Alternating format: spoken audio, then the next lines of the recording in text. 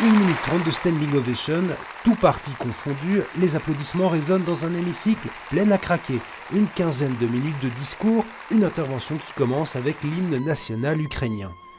Le président apparaît en chef de guerre, chemise kaki, comme il la porte depuis le début de l'assaut russe. Il commence en questionnant le courage des Européens, comme il l'a déjà souvent fait. Qu'est-ce qu'ils attendent pour assurer l'espace d'exclusion aérien au-dessus de l'Ukraine?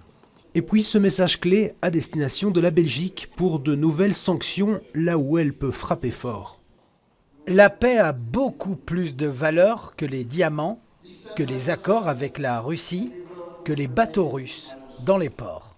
Un message qui trouve écho chez certains partis de la majorité, mais pas pour l'instant dans le gouvernement. Nous demandons, en tout cas au niveau du groupe Écolo Groen, d'aller plus loin. Je pense par exemple à l'importation des diamants qui viennent de Russie. Nous souhaitons que ce soit interdit. Ce n'est pas le cas aujourd'hui. Ces diamants financent à plusieurs centaines de millions d'euros le régime de Poutine. Une assemblée qui a rarement été aussi remplie, c'est exceptionnel, les ministres-présidents sont aussi présents. La dernière fois, c'était au moment de l'accession au trône du roi Philippe, donc ce sont des moments rares, mais je pense que l'actualité l'exige. Même si la marge de manœuvre bruxelloise dans cette guerre est réduite. On travaille, je dirais, sur tout ce qui tourne autour de l'accueil des réfugiés. Vous savez que c'est à Bruxelles que le point d'enregistrement est organisé, donc ça représente des flux importants.